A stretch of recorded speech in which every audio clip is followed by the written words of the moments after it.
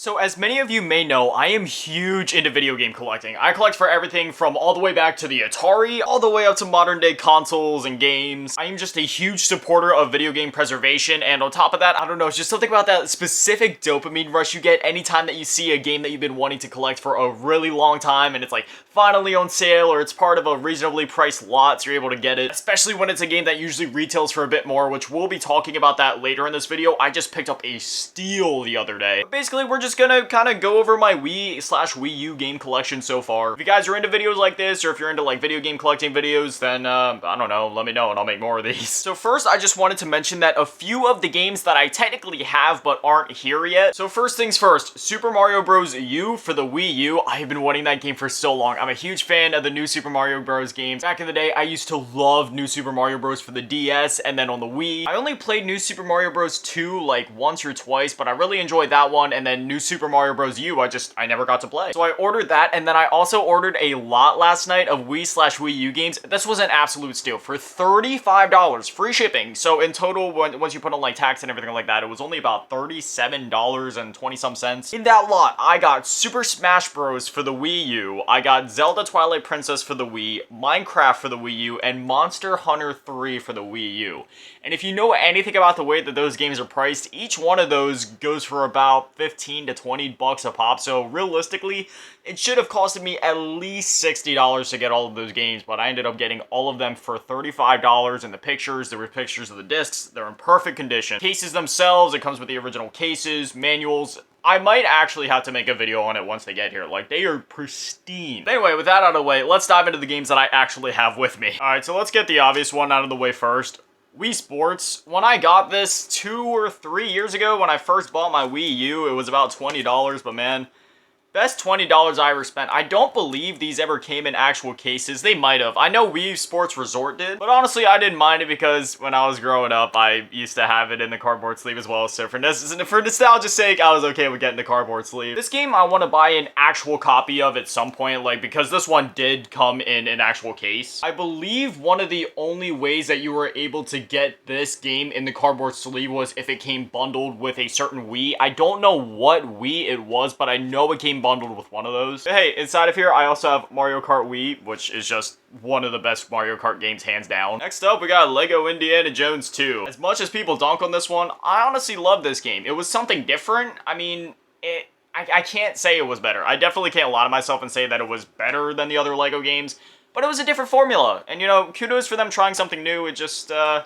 I'm glad that they didn't really attempt to do what they did here again after this, but I'm okay that they at least attempted it once. Like, it works for this game, but I'm glad they didn't make any more games like this, if that makes sense. Lego Harry Potter years 1 through 4. This one is just an absolute classic. Personally, I don't think I ever even beat years 5 through 7. I know I started it, but I don't think I ever beat it. However, when it comes to years 1 through 4, I have played this game, not only this specific version, but also other iterations of this game multiple times. So there was the Wii version, I played that a bunch. It was also on the Nintendo DS, which I played like crazy, and then there was a time when it was ported over to iOS back in the day, so I bought it on my iPod Touch, played the crap out of it there. It's a phenomenal game, and getting to play with the spells in this game was just so much fun, and was definitely one of the more innovative features in a Lego game up to the point that this game had released. When it comes to my favorite Lego game, they're all like neck and neck in my mind, but this one's definitely up there for the ones that I tend to replay quite often. Lego Batman 1 is still my all-time favorite though. Best Lego game, hands down. Super Mario Galaxy 2. This game, it's quite literally the perfect sequel. It took everything that worked about Super Mario Galaxy 1 and just expanded it here. Also, I'm gonna try to stay out of the spoilery territory in this video. I know when we're talking about things like the Lego games or Super Mario Galaxy 2, it's like, what can you really spoil? But especially with something like Super Mario Galaxy 2, the execution of the ideas that were presented in Super Mario Galaxy 1 was just expanded upon and made even better here, and it is something that you need to experience for yourself. There's something about like the graphics in this game too. I don't know what it is. It's something about the way that everything is designed and the way that the camera moves with Mario when you're in certain environments, we'll say. It almost gives it like a 3D effect before, you know, the 3DS was even a thing. Absolutely love this one. Cannot recommend it enough. Donkey Kong Country Returns. This is hands down one of my favorite Nintendo platformers of all time. I don't know that I would say that I like it more than the original Donkey Kong Country on SNES, because that is the one that I grew up with. Like, I say this a lot on my main channel, but I don't know if I've ever talked about it here. My first vivid memory that I can remember from my life, period, is playing Donkey Kong Country on the SNES. And I actually did not get to play this one, or at least fully complete it, until last year, and I am so glad that I did.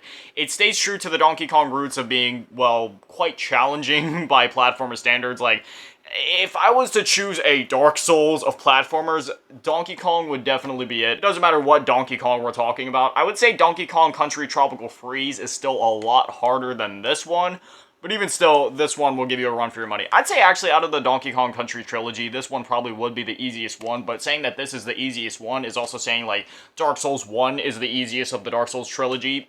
It's still pretty hard. But once you learn this game and you come to grips with its mechanics, it's really not that bad. Once you get over that learning curve and you learn the levels, you'll be fine. Like, on my first playthrough, it took me a good 10 hours, I want to say, to beat it.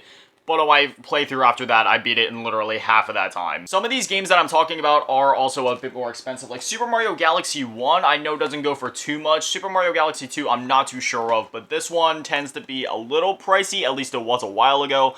I'd have to go eBay surfing and Mercari surfing to see what the prices are looking like nowadays. But if you can find it for a reasonable price or like as part of a lot, definitely get this one. Kirby Return to Dreamland. Unfortunately, this is a game that I cannot recommend that you get anymore just due to the fact that it is so expensive. But if you have a lot of disposable income and you're willing to drop anywhere from like $40 to $70 on an older Wii game, definitely get this one.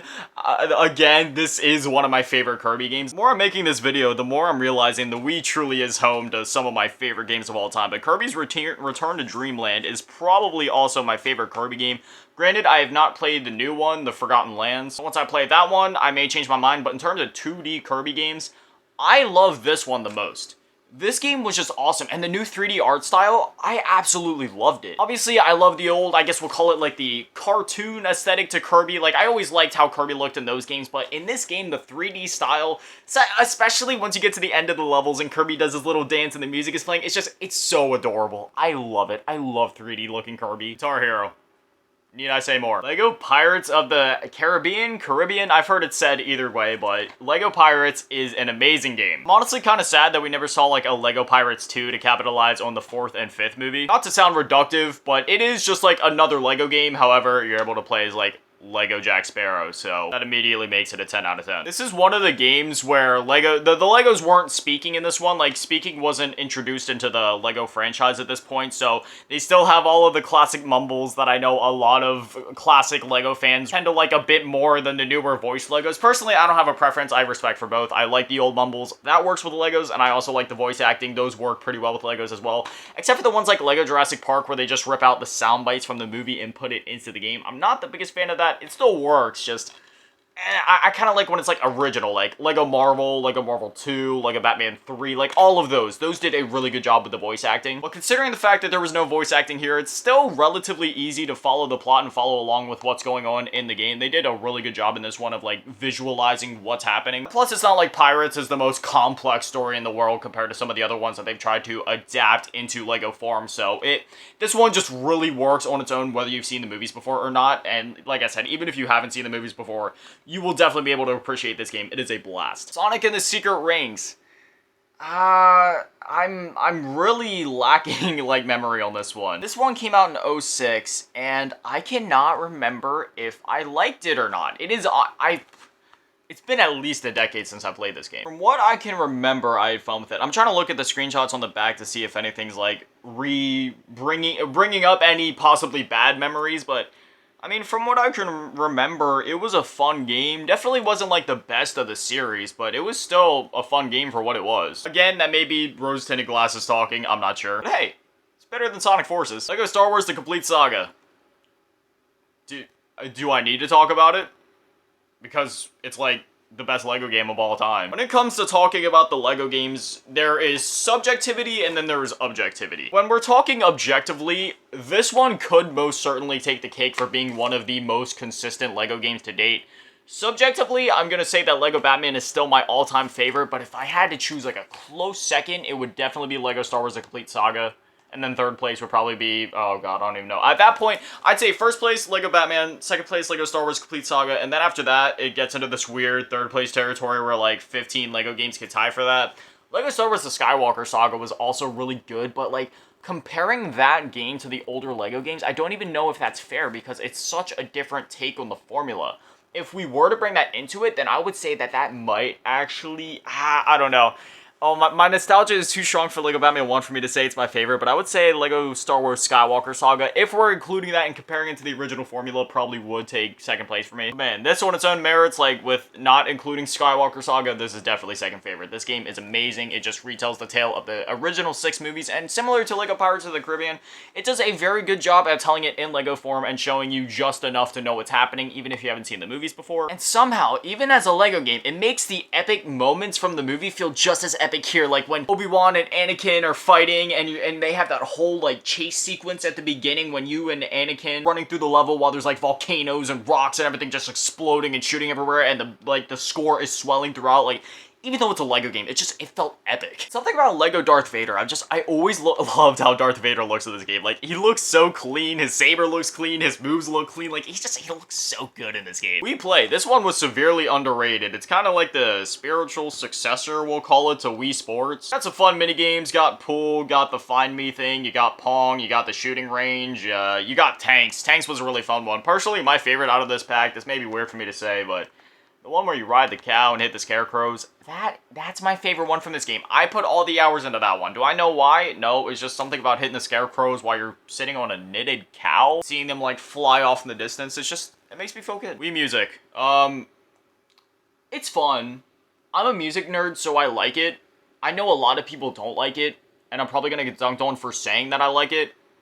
Shake the Wii remote and you're like ripping solos on a guitar, man. I can play guitar, but I'm not good enough to rip solos, so when I'm able to just shake a Wiimote and it kind of does it for me, it makes me feel just a bit more confident. Super Smash Bros. Brawl. It's Super Smash Bros. Play as Mario, beat the crap out of Link, or you can play as Kirby, beat the crap out of Wario.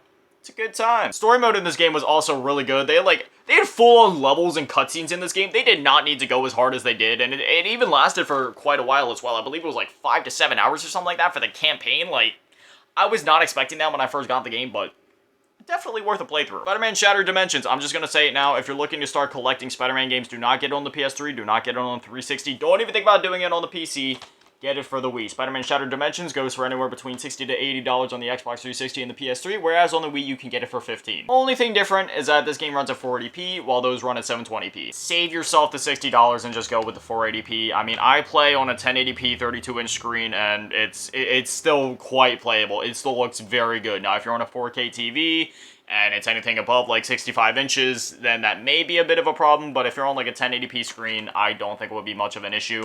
And if you're playing it through a Wii U, as I do, then obviously the Wii U already runs through like HD, and it does a little bit of upscaling. At the very least, it does enough upscaling to make it fit your screen properly, so if you're playing through like a Wii U, again, as I do, then it shouldn't look that bad. I haven't tried playing it on like a normal Wii to see how bad it looks on a TV, but I can't imagine it'll be that bad. I mean, I'm also the same one that plays PS2 games to this day, and that objectively doesn't look as good or as crisp as a Wii, so you'll probably be fine. Red Steel.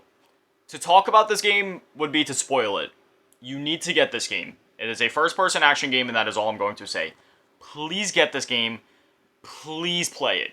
It is so good. It is so underrated, and I am tired of people not talking about it enough. When I was playing it, I literally lost track of the time. I did not want to put the controller down. This game is a blast. No pun intended. Teenage Mutant Ninja Turtles. I am actually playing through this one currently. I am right at the end of the game. It's a short game. Only took me about 3 hours, and like I said, I only have about 2 hours left on it. This is basically just, you know, your run-of-the-mill beat-em-up. I can't really recommend it if you're just buying it on its own, but if it's a part of a lot, then definitely go for it. It's quite generic. It's one of those licensed games, okay? There's a lot of recurring dialogue lines. The combat is pretty samey. You're fighting the same enemies. The enemies repeat the same dialogue over and over and over. But for somebody like me that kind of has a weird spot for these janky kind of games, I have an appreciation for it, and I actually really love this game. So if you like the Turtles, I can definitely recommend it. I mean, you fight some of the iconic villains in here. You got Baxter Stockman, Dog Pound, Shredder, the Krang. It has the original voice actors from the show, so everybody sounds as they should. The audio mix is a little bit off in some of the cutscenes, though, so just be careful if you're playing this at like 2 a.m. The game can go from like negative 15 decibels all the way up to like plus 15 in a matter of 2 seconds when it comes to going between gameplay and cutscene. Just watch out for that. Right, we still have a lot of games to go, so I'm gonna try to pick up the pace here. Nerf and Strike Elite. This is basically like one of those rail shooters from the arcades back in the day, if you remember the Terminator game and the Jurassic Park game, except you're going through like the Nerf facility shooting robots. It's pretty sick. Monopoly, fun for the whole family. Can I recommend playing it alone?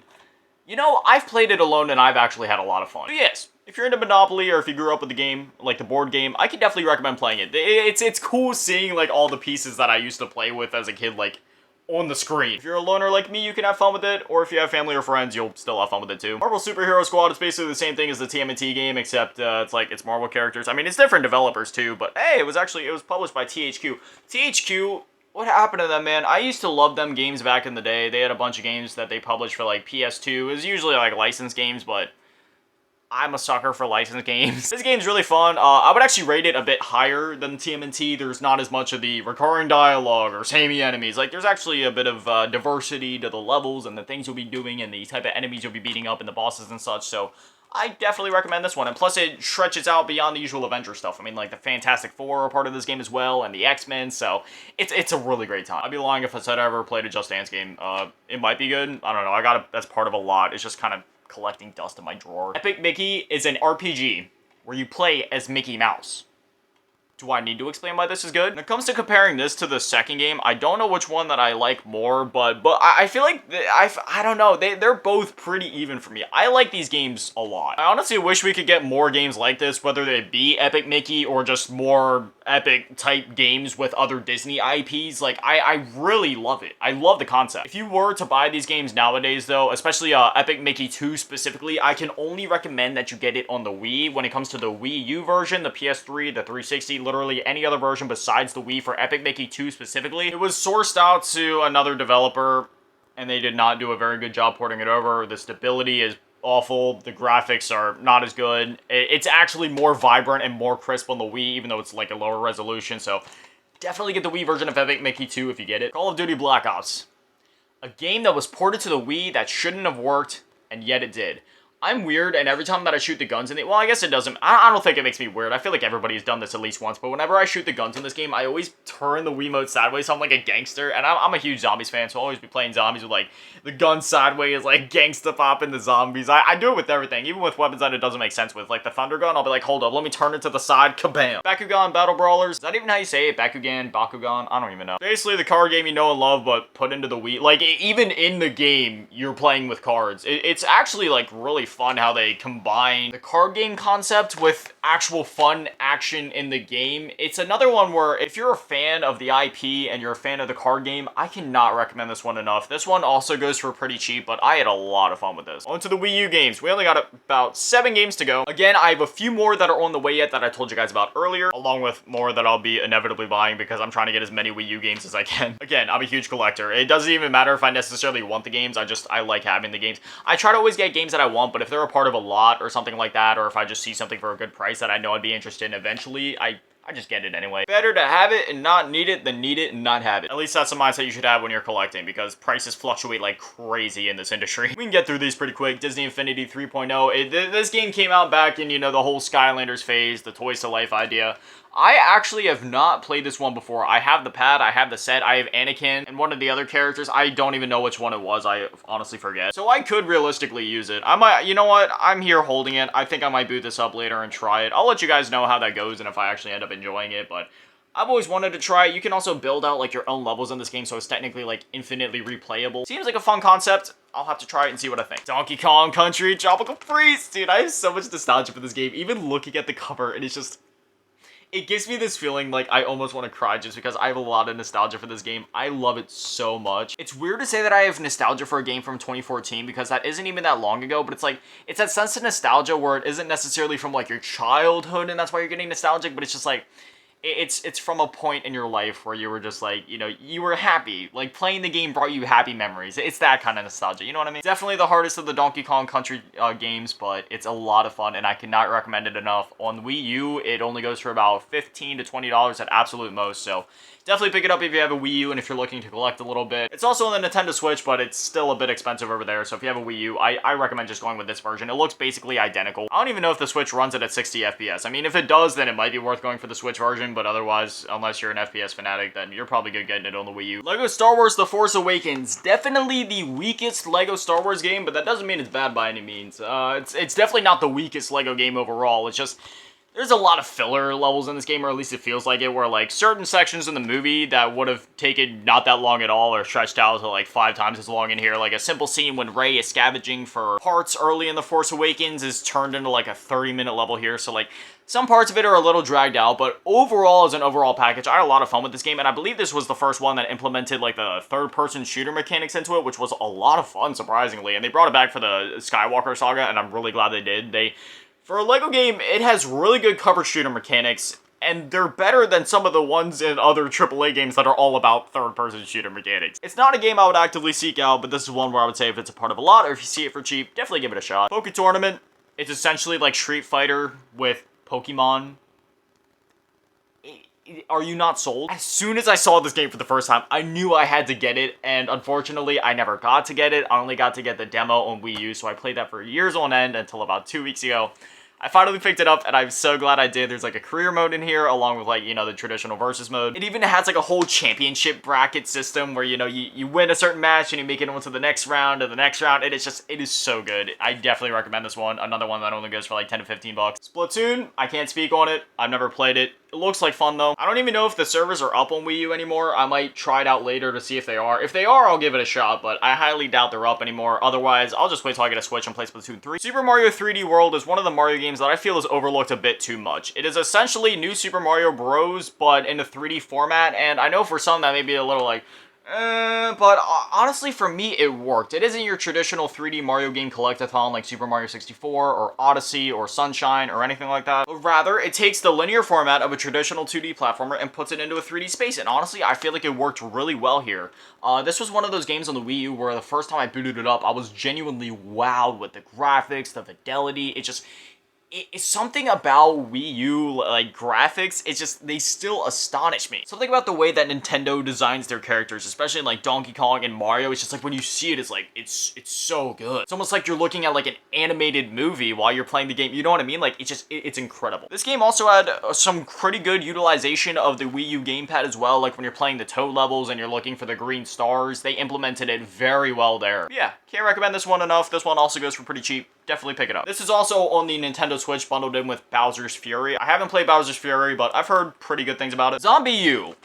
Great in thought. Execution, I'm not so sure. Personally, this game hurts my neck having to look up and down between the screen and back down to my my Wii U gamepad screen to navigate my inventory, so you know, it's fun. It's a fun game. It's a little janky, but I'm weird and I like the jank, so I actually enjoyed this game. It's just having to look up and down constantly to go between the inventory and the back to the screen to do what I'm doing, switch back to another weapon. When one runs out of ammo, it was a bit much for me, but otherwise I had a lot of fun with it. I want to revisit this game on like PS4, Xbox One at some point, just so I can play the game for what it is without all the neck ache and see if I enjoy it a bit more.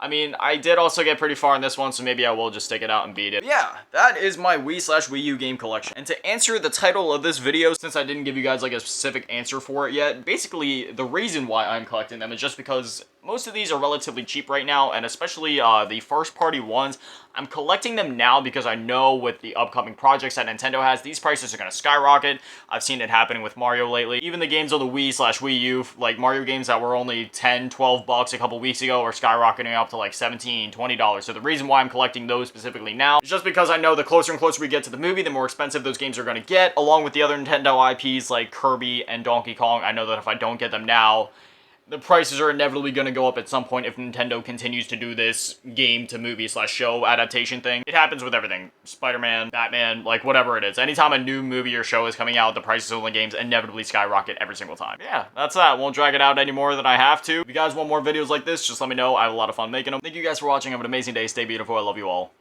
Peace.